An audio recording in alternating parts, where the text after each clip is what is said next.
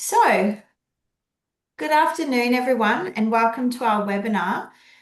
We can't believe it's the end of February already. Time is just flying. For those of you who don't know me, my name is Brooke, and I'm the Managing Director of RTO Works and Didasco Online. And firstly, we'd like to give a huge welcome to all of our RTO Works members and retainer clients. For those of you who are members, we are actually running a special offer we'll provide at the end of the webinar to help you with some of your assessment reviews. So I'll give you some more information about that shortly. And to everyone else, welcome. Thank you for coming. We've got some really good numbers here today, and we're really proud to offer these webinars free of charge every month so that we can all help each other sharpen our compliance skills and be part of this wonderful community where we can all support each other as we go through the many iterations of vet and all the changes that we all have to navigate so often. So for anyone who doesn't know about our membership program or would like some more information, you can reach out to one of us afterwards or send an email to hello@rtoworks.com.au and someone will provide you with some more information. So we're going to jump right into it. This webinar will go for 1 hour. 45 minutes, we'll have a discussion between Sally and Scott about the topic, and then there'll be 15 minutes allocated for question time. So please pop those questions in the chat and we'll get to them as we can. And if we can't get to all of them, we'll try and follow up afterwards. You will also receive a certificate of attendance for today. That will be emailed to you along with a copy of the recording. So if you came in late or you wanted to share that with a colleague, you can do so. So today we are going to look at assessment reviews, which are a new requirement under the revised standards that came into effect last year. The outcome standards, in simple terms, require that RTOs need to review all their assessment tools prior to use to make sure that they are fit for purpose and aligned with the principles of assessment and rules of evidence. So during this session, we're going to discuss all things assessment review, including what the new requirements are under the standards, what an assessment review actually entails, and we'll look at how you can plan and conduct assessment reviews in your organisation. We'll also look at some common mistakes that RTOs make with assessment reviews and how you can avoid these. So today I'm joined by Sally Tansley, the founding force of the company and also the head of the consulting team, and Scott Templeton, who's our compliance consultant at RTO Works and former ASCO auditor. So welcome, Sally, and welcome, Scott. Hello, Brooke. Hello, everyone. Hello, Scott. Really Good nice to be afternoon, here. everyone. Afternoon. So thanks for joining us, everybody, and we do hope that this will be an insightful session for you all.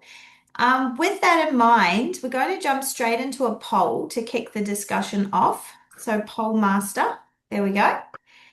How do you usually complete assessment review? The first option is in-house with our trainers assessors, in-house with compliance staff. We use an external consultant, other, or we haven't started yet. So if you could please answer, that would be great. That looks like some interesting results coming up, with mostly at the top looking like the trainers and assessors are doing the work. Yeah. Yeah, and as you'll find out in the webinar, there's no right or wrong way. Well, there might be a few wrong ways, but yeah, it's really great to see that most people are doing this activity already. We're at 7% with a consultant. So we'll just let that run for another minute while everybody answers, and we'll jump straight into our discussion. Actually, Pollmaster, can we just sort of put that down and then come back up with the results when it happens? Yeah, thank you. So the standards now require assessments to be reviewed before they are provided to students to complete. How is this different from the previous standards, Scott? Yeah, good question, Brooke. Under the new outcome standards, RTOs must now formally review assessment tools before that they're given to students to complete. So this is a clear shift from how assessment quality was treated under the previous standards. whereby the main quality control activity for assessment was validation.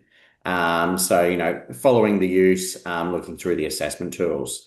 Um, Whilst I've observed, and many RTOs have always reviewed tools before delivery, even when they weren't required to, this was also implied as good practice. So not rather than clearly or explicitly required as a separate compliance activity.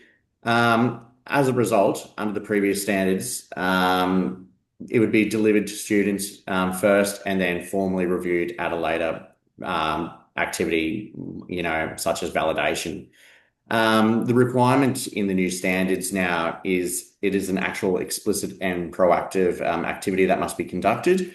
And RTOs, they must ensure that assessment tools are reviewed and also confirmed that they're fit for purpose for students before they're asked to complete them. So this really means a quality check must occur before delivery and before evidence is collected and before assessment decisions are made. So the intent, of course, is to prevent problems occurring in the first place and, not just to detect them later. So it's a real proactive move, as implicated, by the new standards. So, Scott, I often find that clients can sometimes confuse the term validation, or there are various interpretations of what the word validation means. So, when I refer to validation, I refer to it as the activity of validating students' work against the tools, the benchmark answers, the marking guides, and to ensure that the students' work meets all the principles of assessment, rules of evidence, and the assessor judgments are correct. Um, I refer to quality reviews as the process of ensuring that an assessment tool is fit for purpose and ready to deploy to an RTO.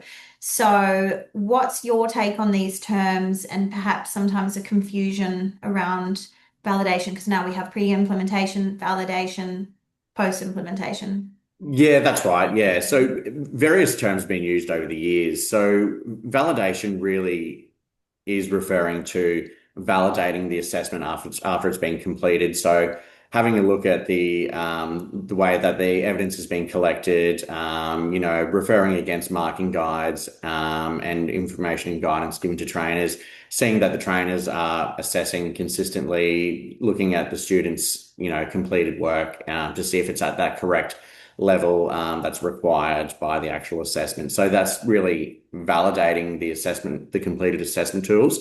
In the past, there's also been terms such as pre-validation, which is also, I guess that's referring to what we would be calling a review. So that's Yeah. reviewing the tools to see if they're appropriate for the cohort that's going to use them, and that, assessment will be done in the right context. So I guess various forms and terms have been used over the years, but going forward, I think it's really going to be assessment reviews for all assessment tools, prior to use, and then afterwards they will then be validated. But I guess, Sally, over the years, you've seen a lot of different terms as well. Even I remember you referred to moderation of assessment tools as well.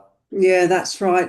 Because in the in the very old days, and some people here will also remember this, not everybody, but yeah, validation was what we actually called, before, that was the review of the tool, and moderation was actually the what we now call validation. So looking at the Right. student assessment work, and then when ASQA came on board, that all changed, and validation became review of the student work. So I think that has been confusing. And I do notice now that a lot of clients refer to assessment review as pre-validation, which is fine. It's just I prefer to use the term assessment review because that's what it's got in the standards. And I just feel that that then makes it quite clear what you're doing. Yeah, absolutely. Yeah. So, what does review before use actually mean? So the review before use usually involves checking the following, so that the assessment addresses the unit requirements. So this means that the reviewer reviews the assessment tools to check if the tasks set address the elements and performance criteria, the performance evidence, knowledge evidence, and assessment conditions. It also involves making sure the assessment meets the principles of assessment and the rules of evidence. So making checks such as activities are realistic and appropriate to industry practice, that the tasks are set to the correct AQF level. That's a real important one. So you want to really ensure that the level of qual that you're delivering is appropriate for the student. So I find that to be a real important check. And also, you don't want assessment going out that's too easy for what the cohort really are going to need this, the level of skills for when they head into the workforce. Um, Evidence it requested is sufficient and relevant. The assessment instructions are clear and usable for both the students and the assessor, and that there's clear benchmarks to ensure that the decisions by the assessors are reliable and consistent. Also, you really are looking to see that the assessment suits the actual delivery and assessment context. So there's a whole suite of things that really need to be looked at and checked. So it's a really beneficial, I guess you could say, activity for everyone. So not only do the RTOs benefit out of it because they're delivering, some quality assessment, but the students end up getting, the results and the qualification and the skills that they actually want in the first place. So it's an all-round beneficial activity for everyone. Yeah. So before we look at how we can carry out an assessment review, let's discuss who can carry out an assessment review. I have come across the question before that some clients have asked, can the person who developed the assessment also review it? So who should review it? And yeah, could the same person be involved? Yeah, okay. Look, there aren't any rules under the new standards about who can carry out the assessment review. So, in practice, this could be a qualified and experienced assessor, a compliance specialist with assessment expertise, or an external reviewer or consultant. However, it is the reviewer must have the skills and experience, to make an informed judgment about whether the tool actually meets the unit of requirements and the principles of assessment and rules of evidence. So we'll have a little bit of a look into this a bit further towards the end of the session in regards to the terms, the different terms and opinions on assessment. But in regards to the question about the person who developed the assessment tools reviewing it, look, whilst it says it doesn't say that that's prohibited, I really think, the person who has designed the assessment and signing off on their own work, there's always that risk Yeah, that it's the not review best becomes practice, is a bit it? superficial, and more like confirmatory rather than critical. I feel like that's probably not the most appropriate person to be doing the review. It wouldn't really demonstrate, effective control. So ideally, like one person prepares the assessment, and then another separate person would review it before use.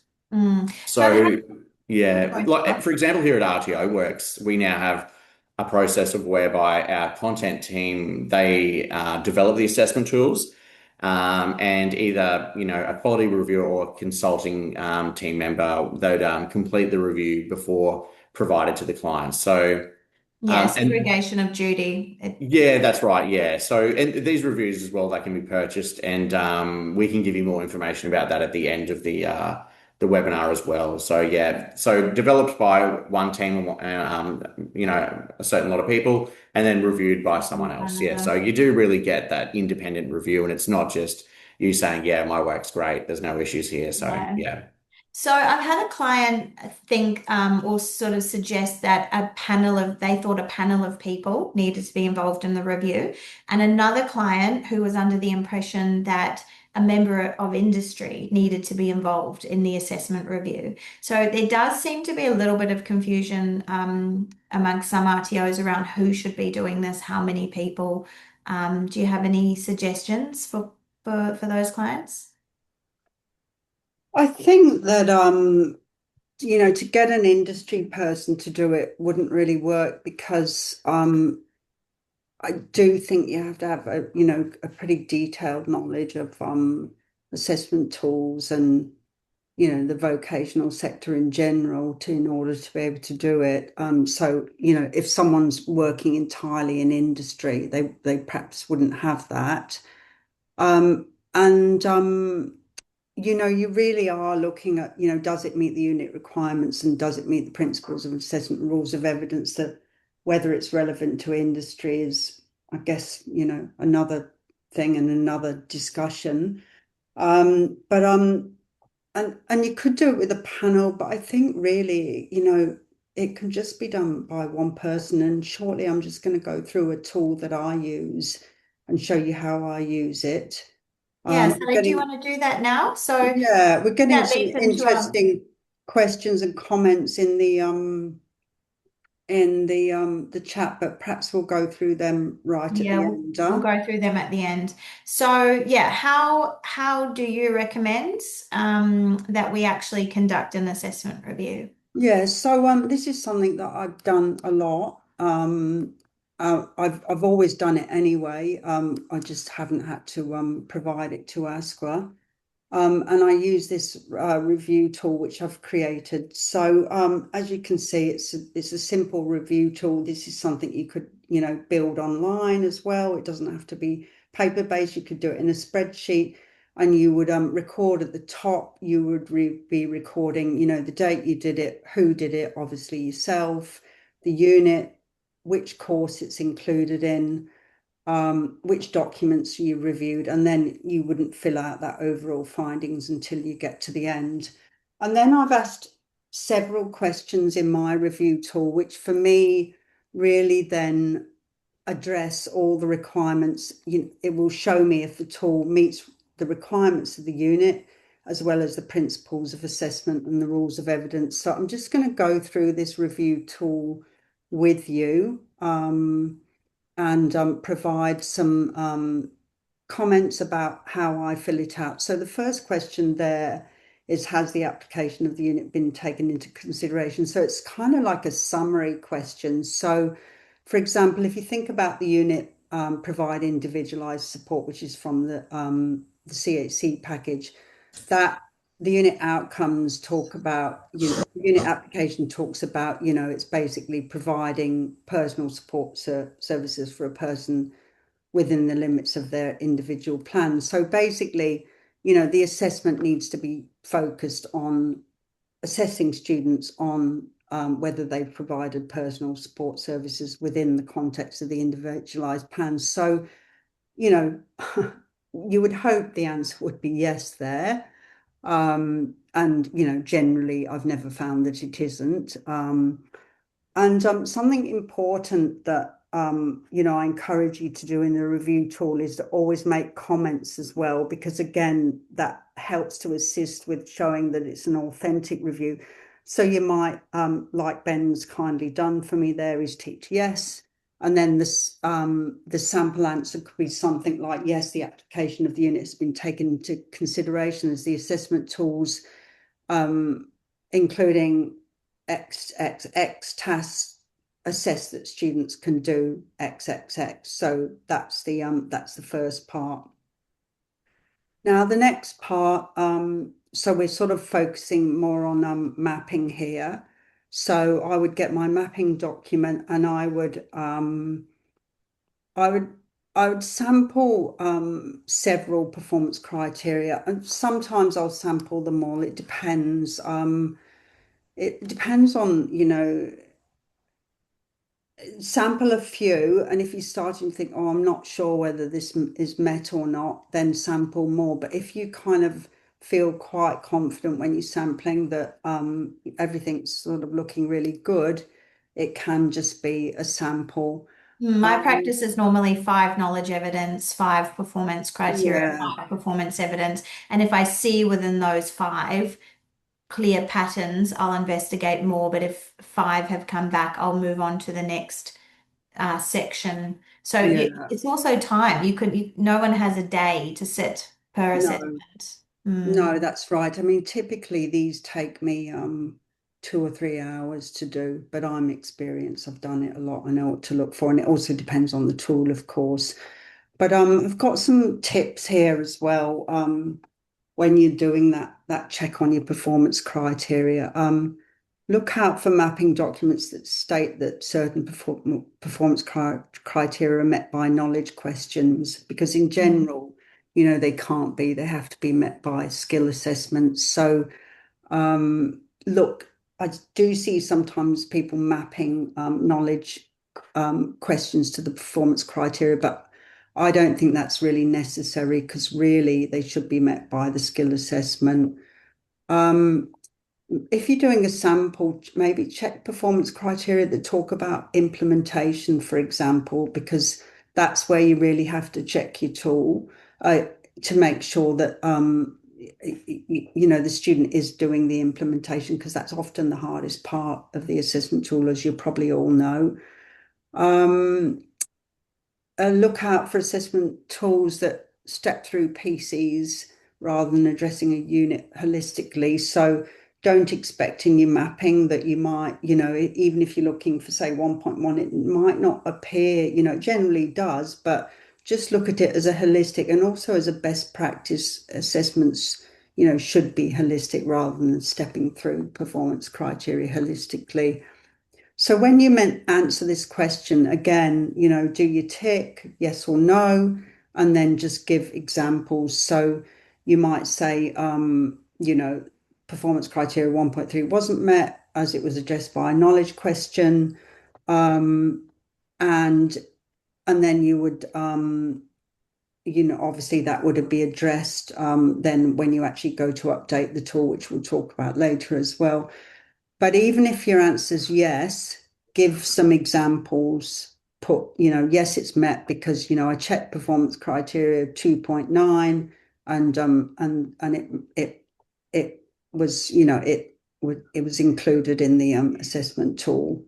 Sally, we've just had a question come through that's relevant to what you're talking about by Sheila. Yes. Sheila says, do we need to note every single change made during the pre-check in this report, or just generic comments are sufficient?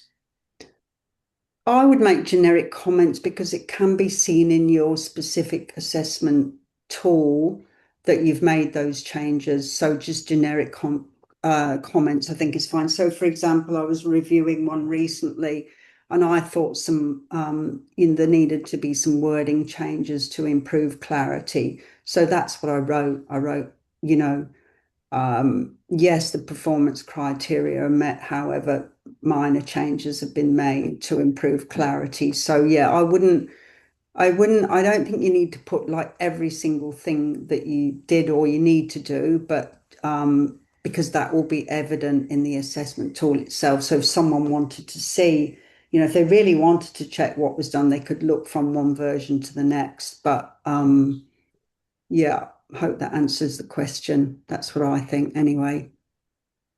Um, yeah, and then obviously another question there is the performance evidence. Has the performance evidence been met? So this is one where I would check every aspect of the performance evidence. So I was thinking about an example for this. So I looked at the unit develop and use emotional intelligence, and that one says, for example, in the performance evidence that you have to demonstrate emotional intelligence in relation to at least two different work tasks. So obviously I need to check in the tool whether two tasks have been included that allow students to demonstrate that.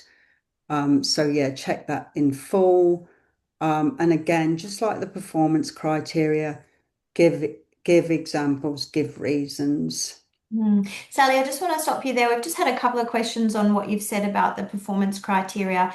One of them is I've included mapping of questions to PC, but only if it contributes to it and it is assessed in the practical too. Is that okay? And also from Helen, I map questions too. It helps to demonstrate knowledge needed to perform skill. So yes, you can map questions to performance criteria.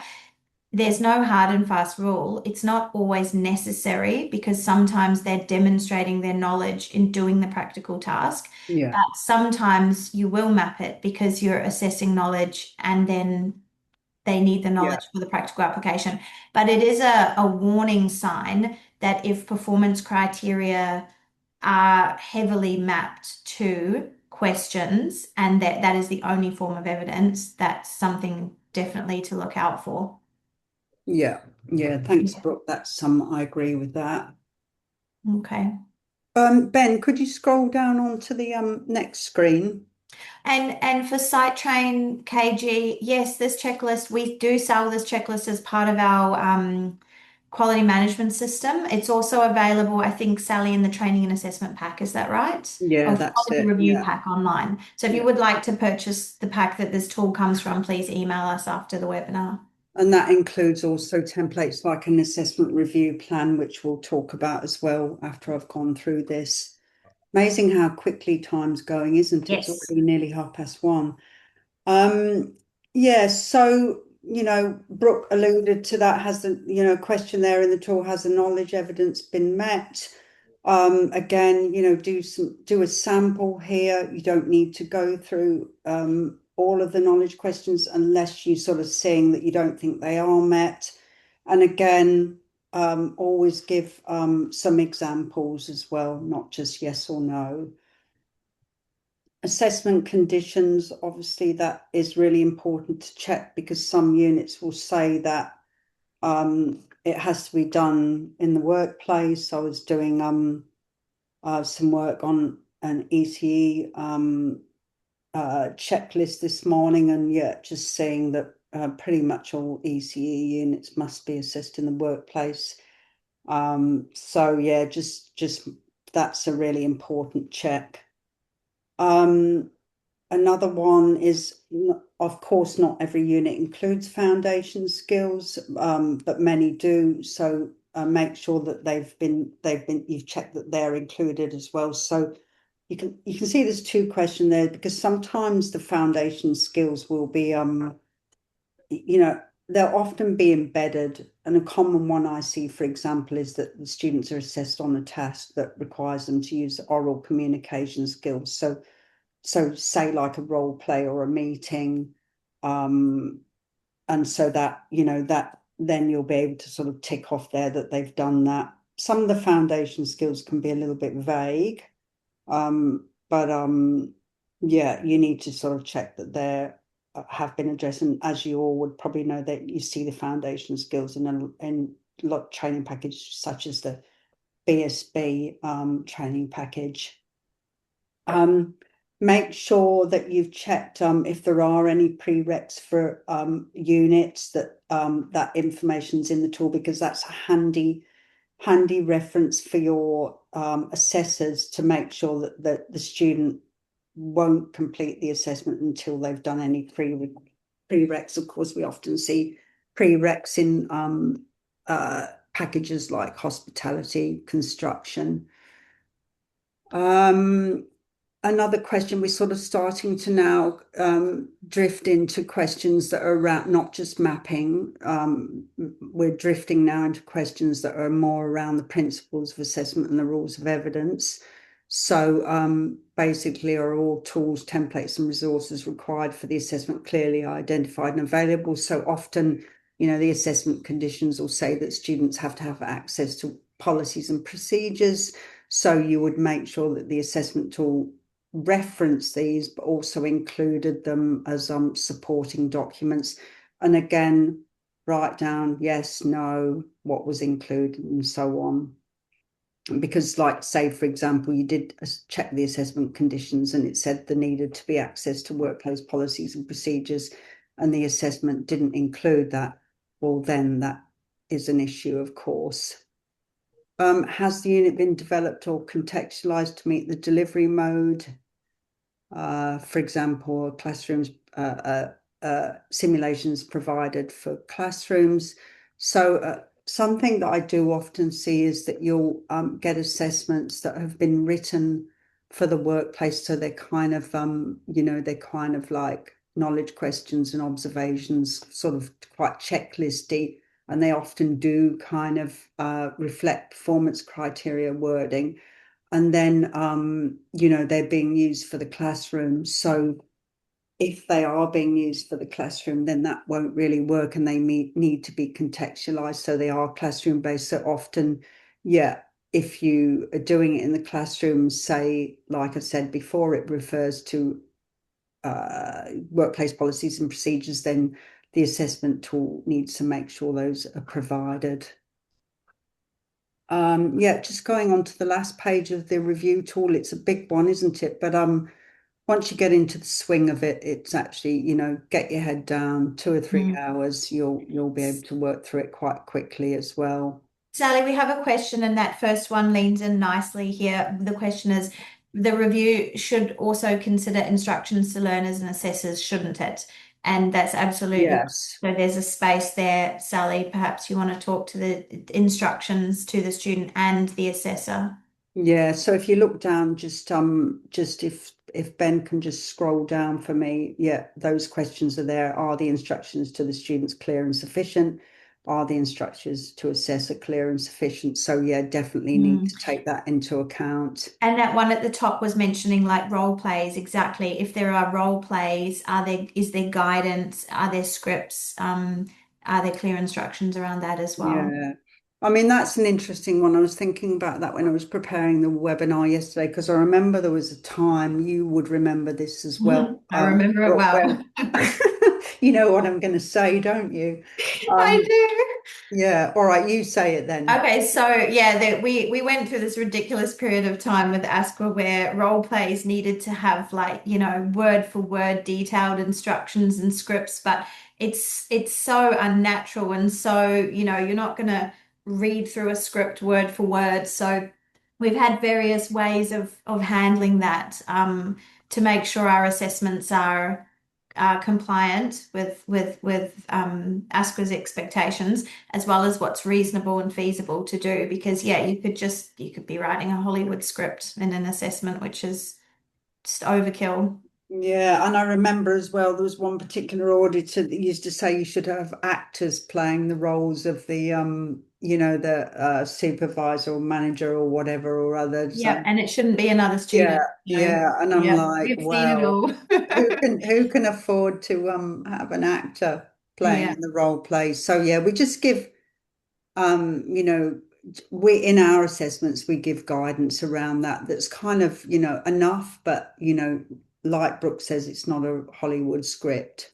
And yeah. of course, at higher levels, students need to be able to, To go off say what, script. yeah, Yeah. exactly. And Yeah. because you don't know if you're practicing hiring someone or firing someone in an HR unit, you need to be prepared for whatever might happen. So yeah, there's a lot of problems with various interpretations over the years about role plays.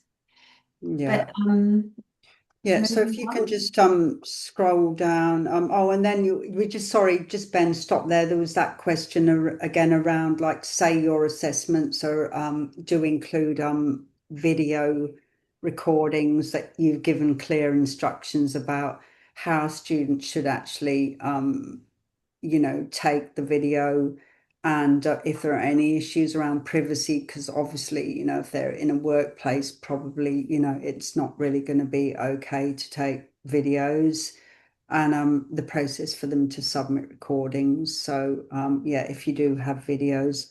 So yeah, could you keep on scrolling down, please, Ben? Thank you so much.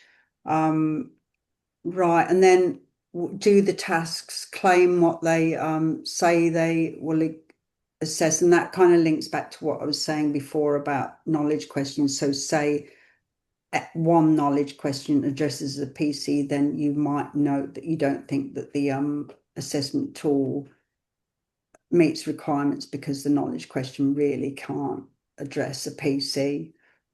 Um, that next question, have relevant and sufficient benchmark responses and assessor guidance been provided by the assessor? I think that's one of the biggest issues really that so your say your you've got a assessment that you're watching a student do a role play, just linking back to what we spoke about before, then the benchmark, it can't just be, does the student communicate effectively? The benchmark needs to be quite specific. So, does the student did the student communicate effectively as demonstrated by speaking clearly, actively listening, Eye using, contact. yeah, Yeah. using industry relevant language, that type of thing. So that's a big one. The benchmarks really need to be very clear, and so that any assessor could make the same judgment. Obviously, there's always, subjectivity, but yeah. And I better get on, hadn't I? Because we're kind of we've got just about 10, 15 minutes left before question time. But yeah, that those last questions again coming into the principles of assessment and rules of evidence. Will assessment judgments be reliable? That kind of links back to the benchmark issue. Um, and then is there clear guidance on how to record performance across multiple assessment attempts? So say the student doesn't pass, a certain part of the assessment or all of the assessment, is there, clearly explained how that second attempt's going to be recorded. And then a final question, is assessment at the right level for the unit? So, like we're talking about before, if there's role play scripts given and it's at diploma advanced etc level, then that might not be appropriate. So yeah, there's a lot of questions there. You don't have to use those questions. You can make up your own questions, but I've found those questions to sort of cover everything that I would like to look at. That's a really good tool, Sally. So we do have some really good questions coming through. Please keep posting them because we will get to them very soon. But we'll just move on to our last few questions that we have about assessment reviews. So we'll direct this one at Scott. How should RTOs be planning their assessment reviews? Okay, so actually, a commonly asked question from clients that we work with is, should all assessment reviews be conducted at the same time? But in my view, the best way to plan assessment reviews is to base it on your delivery schedule. So if you say have 5 units, for example, being delivered in term two, then these 5 units would be delivered in term one. So you could do it in line with the delivery schedule rolling on, and that way you can progressively do it throughout the year. And if you are doing this, I would really suggest that you have an assessment review plan. So just develop something that, will list what time it's going to be reviewed, who it's going to be reviewed by, and that way you will keep in schedule. So if you've got a large scope on with many qualifications and lots of units, it's more than likely that you're going to be using more than one reviewer. So that'll come in handy as well. So who's going to be doing which activities, and that way you can gradually get all the work done. So it wouldn't have to be, like, let's get everything done right at this minute, but it needs to be done before it's delivered. Okay. So also clients, they've also discussed, what about if reviews have already been done before the new standards? Does this still count? So in my opinion, yes, this would count. So if you have reviewed the assessment tools and your units previously before these new standards came in, that as long as there's been no major changes to the actual unit, I would think that that would still be suffice. So unless any major standards that are, any major changes to the actual unit or different versions and so forth. That's another thing to remember when TGA releases new updates and so forth. Need to keep on top of that, because then a review would be needed just in case it actually affects in which way the unit's delivered. But also, I guess, with the new standards as well, I'd also just do maybe like a quick check just to see if it still meets, the new requirements for the rules of evidence and the principles of assessment. But unless there's been major changes, I think that the previous review would still be suffice. Well, that kind of leads into my next question, which you basically covered. Does an assessment tool need to be reviewed more than once before use? But also in line with a question that somebody has asked, Stephen, just want to clarify, if we have pre-validated the assessment 4 months ago, do we still need to do the pre-validation of the tool every time we deliver? So I think there's a little bit of confusion there. If you're not having to do the review every time you deliver, you're just having to ensure that you have reviewed the assessments prior to delivery. That's right. So it's not every time a cohort goes through, it's just before it's actually being used. So if you did do a review 4 months ago, then it wouldn't need to be reviewed again. There's certain circumstances, as I did mention before, like TGA updates and so forth, that it would need to be considered if you were to review again. So Review. that'd be major revisions to the assessment tool. So if the assessment tasks, instructions, or assessment requirements have been significantly changed, the updated tool would then be reviewed again before release. Changes to the training product. So if the unit of competency or qualification has been updated, or new elements or performance criteria have been added, a new review ensures that the tool aligns with the current requirements. So if there's been updates, then best practice, review it again, just so you know that what you're handing out there to students and what your trainers are delivering meets the requirements. Different delivery contexts or learner cohorts. So, for example, moving from a face-to-face to online delivery. So, or for example, even introducing workplace assessment instead of a simulated environment assessment. So, just in ways in which, the unit is delivered and, which If cohort is there's a from. So, if major that, change yeah, to the if tool that or the dramatically way, changes, then I would review. yeah, Yeah, yeah. So yeah. So, major Yeah, change to the definitely. tool or your Yeah, delivery approach. definitely not each time it's delivered, unless it changes one bit, yeah. and that's it. Yeah. Mm, Yeah. So if an RTO purchases an assessment tool and modifies it, so changes a few questions or adds instructions and, aligns it to their specific cohort, then the modified tool that must be reviewed before use. So just always keep that in mind if when you're contextualizing things and, making sure it's customized towards your specific cohort, then that's the one that should be reviewed. yeah. So I've got 3 minutes left and three questions. So I'm going to ask you for the short response for the next Yep. three. Okay. What evidence should RTOs keep to demonstrate that a review has occurred? So obviously that tool is a great piece of evidence. Yeah. Okay. So, a good form of evidence, to keep and make sure you have documented is who conducted the review. So their name, role, their competencies and experience, when the review was actually conducted, which assessment tools were reviewed. So also the units, versions, and the delivery context.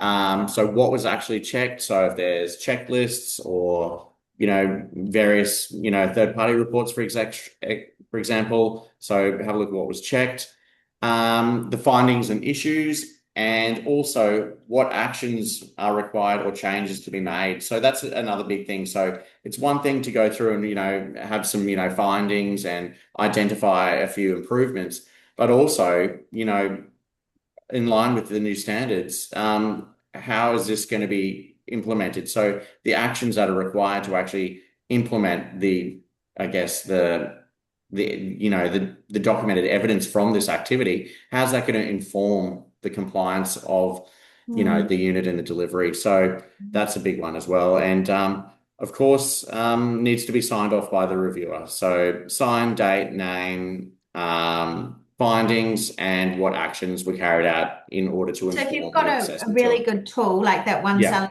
showed, that's probably all you need because everything's on there. Then Maybe I would enter it into the CI register after that as well, okay. so that you've got it in absolutely. the CI register as well.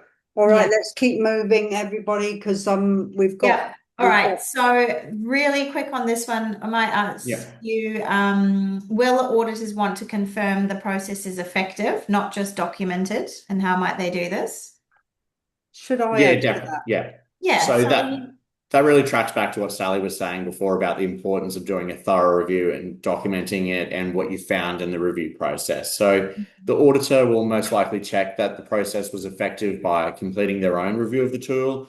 mm, If there's obvious gaps in it, in spite of the actual assessment review process, then the auditor will, more than likely consider the process as not being effective. mm, So, how you would want to handle this under the standards, the auditor's role should be to assess the RTO's process, not process. just the tool. So, it's all about you having a process and following the process, not specifically having the actual tool audited.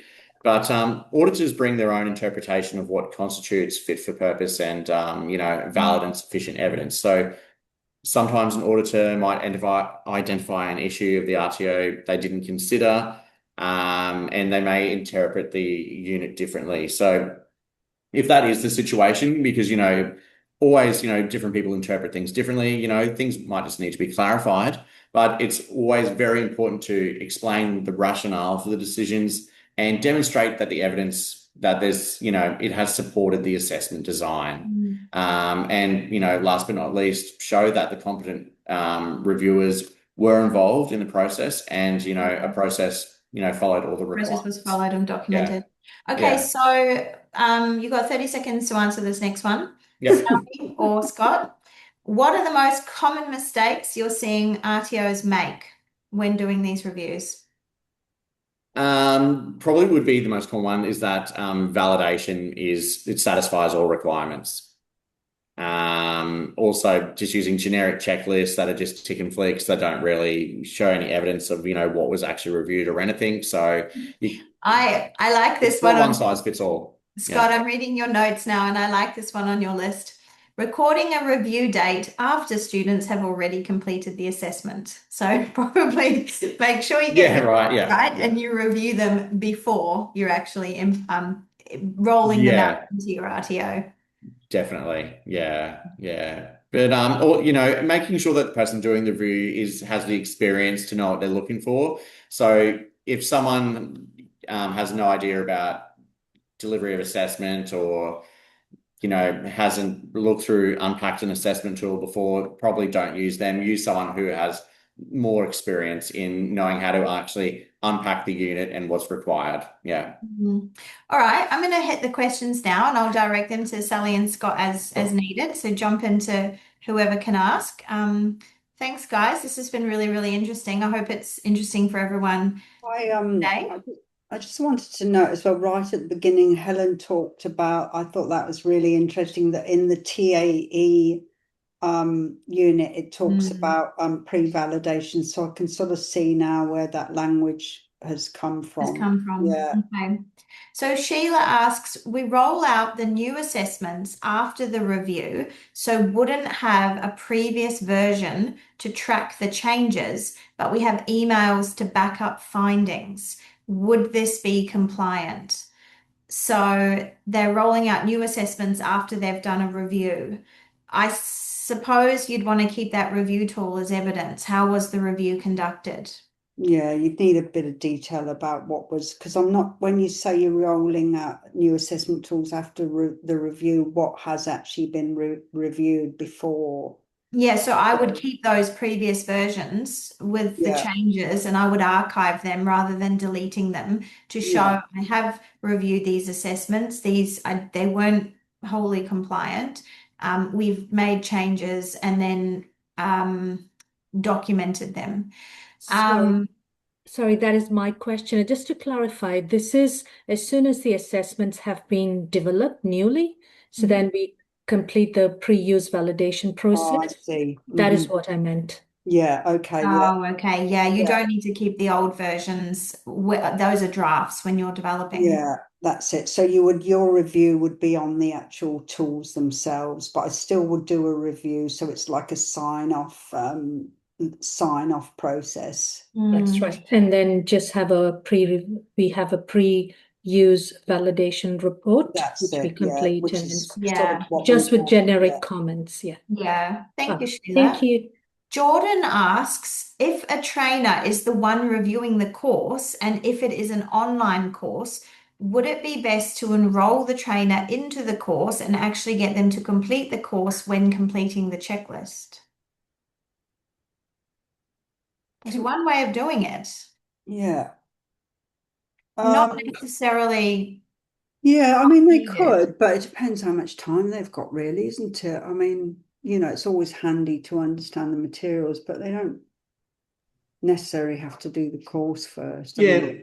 I like you could do that, but I don't think that would be absolutely necessary. If you have the master versions of the assessment yeah. tools and the learning resources, and yeah, I don't, I think that would probably be suffice. Yeah. Mm. Because Yeah, like we said in the review tool, you might not go through, if there's 30 knowledge evidences, you might not go through every 30 knowledge evidence Yeah. points. You might sample five and sample or 10. So going through the whole course might be, it might be overkill. Yeah, that's exactly right. And because if there's people with so many items on scope and so many units, you're probably going to be sampling going through. Like you will be sampling going through. So you're not going to be looking at everything. Mm. Just quickly, I'm just going to jump in one. So Rockford Academics, should we record these changes in the CIRS register? Oh, Sally advanced it. Yep, definitely. Yep, absolutely. Why not kill two birds with one stone and really show that, you're really active in, governance there. So Mm. fantastic. And Helen asks, what about assessments that have changed due to a post-validation? Does it have to be reviewed again? So, Helen, I'm assuming you're talking about validation of the student work has actually occurred and an issue with the tool has now presented itself. So, yes, you would validate that tool again because issues have come up at the validation of the student's work. So I think I've answered your question, Helen. I hope that is I what. mean, the validation tool probably would have answered that as well, but because you would then make changes, and that's what we're saying, it's good to sort of review it again. If you've made changes, then it probably would be beneficial. Yeah. It's always, there are a lot of things that are like a bit grey around this, but you don't want to spend your life just kind of like doing all this, paperwork and so on, but just find the line between Mm, the right approach, the right line. Yeah, balance. that's right. And Yeah. there's the question there about what about, assessments that, they've already been in use and they haven't been reviewed. So then what I would do is I would just start a schedule to review it and just in Yeah. line with the standards coming out post July, just review then and go on. So yeah. Mhm. No, Noha makes the point or the question. The assessment review appears to be another version of the mapping document where the assessment tools should already have been mapped. If we're now expected to identify gaps, that suggests the original mapping wasn't done properly in the first place and it needs to be corrected. So, Noha, on this, I'll say that it's a lot more than just the mapping because the mapping doesn't deal with your context, it doesn't deal with your cohort simulations. Is it online? Is it workplace? Is it classroom? So you're going a lot deeper than just the mapping document. But then, Sally, would you like to answer around, it suggests that the original mapping wasn't done in the first place. How many assessments do we see Yeah. that are not fit for purpose and are Yeah. sold on the market today? Yeah, we see a lot, and someone's obviously written the tool, they've mapped it because they think it's all good, but in fact, if you look at the mapping, it wasn't, so it didn't meet requirements. So just because there is a mapping tool and it's complete, it doesn't mean to say that yeah, the mapping tool is correct. Hmm. Um, I'm just looking if there's any more. Yes, continuous improvement registers come up again. A few questions have come up, a bit of confusion around how do you validate the tools if students have done them online. That's more around the student validation. We're more talking Mm, about the yeah, assessment validate yeah, review before it's being introduced. But when you are actually conducting your validation, of students' work, you can do that online. You could print it out, or you could just do a screen audit while you're online in the system. I'll just have a look at the end if any new and there questions. was a question here that well, a comment really ages ago. Parak, again, we're kind of going back to that terminology. Parak was saying that they understand that moderation is pre-course checking the tools before student submission, and validation is ongoing process to ensure my tools and student outcomes are in sync.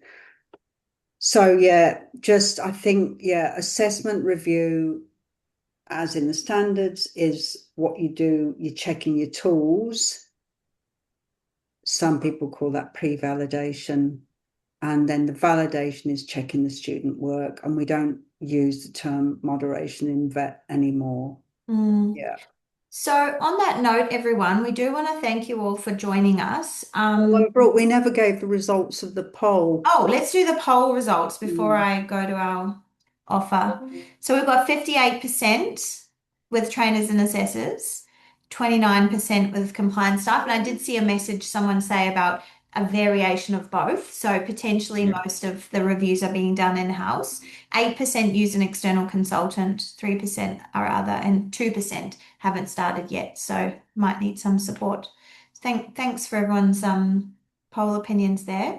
But we do, if you buy RTO Works resources and you're using our off-the-shelf material, we do have an assessment review report, which is a service that you can pre-purchase in the same place that you buy your learning and assessment materials. And that is one of our consultants going through and doing that assessment tool review for your RTO. So that is one way you can do it if you are using our resources. You will get the report that Sally has shown on the screen, along with any changes that have been made. It's a really great way that you can do a number of them in a short amount of time if you are using our resources, because we are the consulting team does the review and the content team does the development, so there's not a conflict there. And if you are a member or on the retainer model, we are sending out a special offer for you. It's a 50% discount for 10 assessment reviews to be done. So we do offer that as a service as well. And we also do a custom service for your own tools that you've developed or other providers' tools that you've put into your RTO. We do that as a service. If you do want to outsource it to a consultant, or you're needing to do a large number of tools in a short period of time, that can be very helpful. If you need any help with assessment reviews, or we haven't answered your question and you'd just like to find out a little bit more, please email hello@rtoworks.com.au and we'll try and help you in any way that we can. So once again, we'd just really like to thank Sally and Scott for your wisdom and helping us unpack what's changed and how RTOs can do a really thorough assessment review. So thank you guys for doing this free webinar that you do every month. Thank you to everyone for coming and attending. We've had like over 300 people here today. We've had over 600 register. So we've had some really good numbers. So I'm really happy to see that you guys are enjoying the content. And please, if you'd really like to see Sally and Scott discuss a certain topic or area, please email us what that would be, because we can shape our webinars to you and what you want to hear about. So any area of the standards, anything on your mind, email that through and we'll see if we can get a topic relevant to the struggles that you might be going through at the moment. So thanks everybody. Look out for your special offer if you're a member. Look out for your certificate of attendance, the webinar recording, and look out for the details of our